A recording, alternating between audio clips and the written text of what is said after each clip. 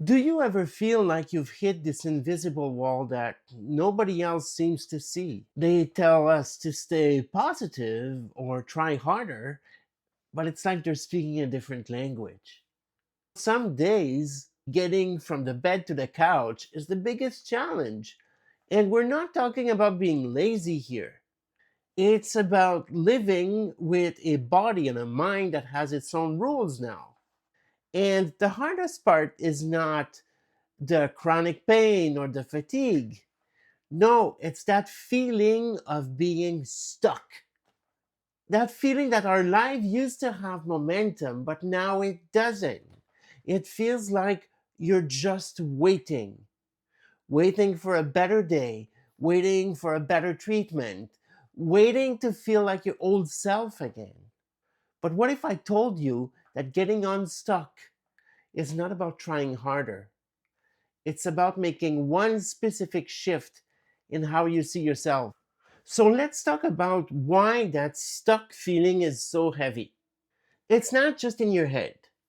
When you're dealing with a changing disability or a chronic illness, your brain is dealing with a constant state of loss. You're grieving. You're grieving the person you were, the things you could do, the future you had planned, and that grief is real. Do you ever find yourself replaying old memories, just wishing you could have that version of your life back? That's your brain trying to make sense of all this huge change. But the problem is that when we get stuck in that loop of comparison, comparing your now to your before, it creates kind of a psychological cage. And you start to believe that your value is tied to what you used to be able to do. Your identity becomes wrapped up in what's missing. And that's the trap. That's where the real stuckness lives. It's not your wheelchair or your chronic pain that's the prison. It's the story you start to believe about yourself because of it. And this is where we usually get the worst advice. Well meaning people, sometimes even doctors, will tell you just to try harder, to fight through it, to be more resilient. But what does that even mean when your body is fighting against you? Trying harder at physiotherapy when you're already in excruciating pain, that's not resilience, that's torture. The try harder mentality is based on the idea that you're not doing enough, that you're somehow failing, but you're not. You're navigating a completely new landscape with a map that doesn't fit anymore. It's like trying to use a map of a flat, sunny city to navigate a mountain range in a blizzard. The tools and the strategies that worked in your old life don't work so much here. So trying harder with the wrong tools just leaves you more exhausted and more frustrated and more convinced that you are the problem. You are not the problem. The strategy is. So if trying harder with the old map doesn't work, what's the answer? It's this one shift. This is the core of everything. You have to stop focusing on the outcome and start rebuilding your identity. Let me explain. The outcome focused mindset is all about the finish line. I need to walk again. I need to get back to my old job. I need to be pain free. These are huge, overwhelming goals that can feel miles away. And when you don't hit them, you can feel like a total failure. It keeps you stuck in that waiting room, putting your life on hold until you cross that finish line. But what if there's no finish line? What if this is the landscape you're living in now? The identity focused mindset asks a different question. Instead of, when will I be fixed? It asks, who am I now? how can I live a meaningful life within these new parameters? It's the difference between being stalled and moving at your own pace. It's not about giving up on goals, it's about changing the reason for your goals. Like my wedding, for example. My goal isn't just to do physiotherapy, that's an outcome.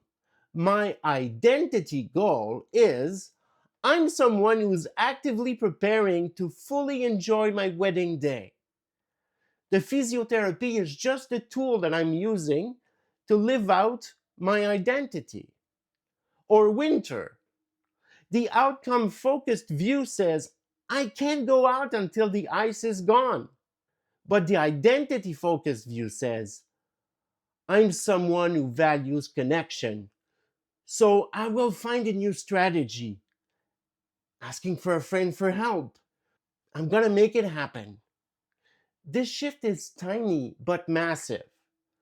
It moves you from being a patient waiting for a cure to being a person designing a life. There's movement there. So, how do you actually start making this shift?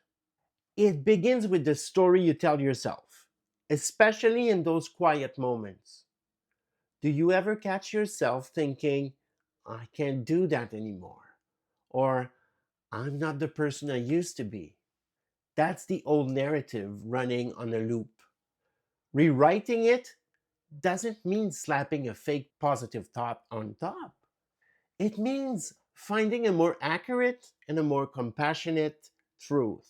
For me, it was changing the answer to, what do you do? I used to feel this pang of embarrassment because I wasn't employed in the traditional sense. The old narrative was, I'm disabled, so I don't work. The new narrative is, I'm in a period of transition, and right now I'm really passionate about creating content that helps people feel less alone, people like me.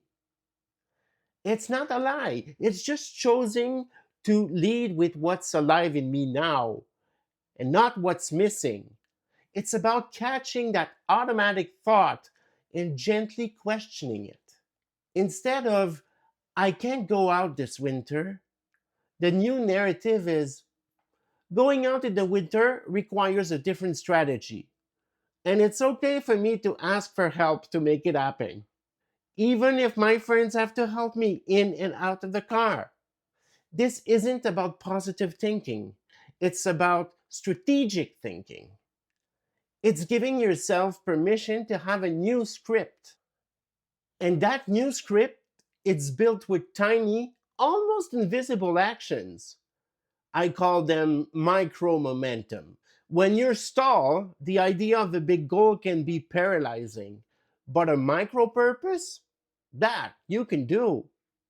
It's about finding one small thing that makes you feel like you, that has nothing to do with managing your health. It could be sending a voice note to a friend just to say hi, not to talk about how you're feeling necessarily. It could be spending 5 minutes doodling in a notebook.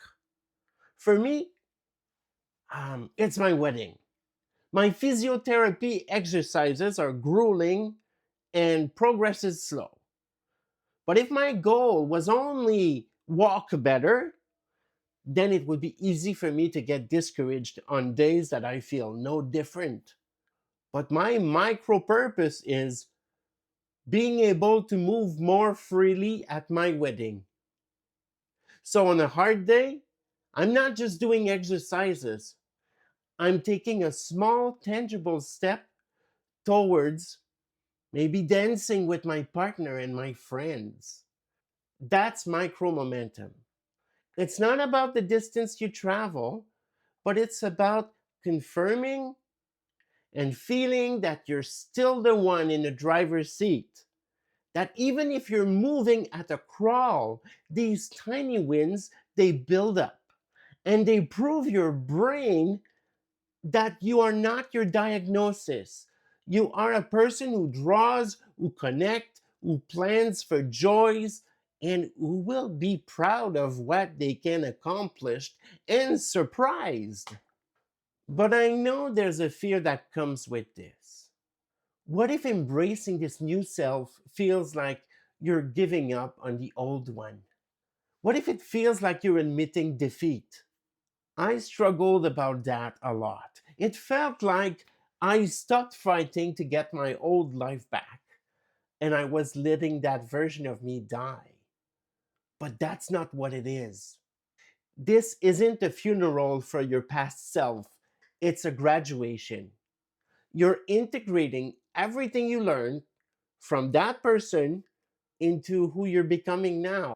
The you that existed before disability was not better, they were just operating in a different landscape. And the you that exists now has a depth of understanding about vulnerability, patience, empathy, about all sorts of things that truly matter, that your old self could not possibly have seen that way. And there's a gift in there. The fear is natural, it's the fear of the unknown. But the waiting room is a known misery. You don't want that one either. It's a predictable kind of stuck. You don't want to be stuck.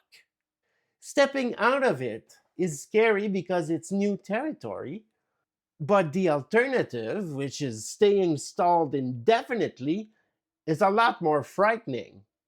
You aren't losing yourself. You're meeting a more resilient, more nuanced, and still capable version of yourself who has been through something profound. So, where do you start from here, right now? Well, I want you to think of one thing, just one. Don't make a huge list. What is one micro purpose that you can connect to today? It doesn't have to be physical, it could be mental, can be reading a page of a book you love, maybe writing down a few things you're curious about. The goal is not action itself.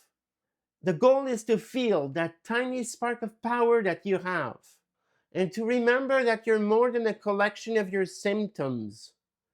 You're a person that keeps growing with interests and curiosities and a desire to connect.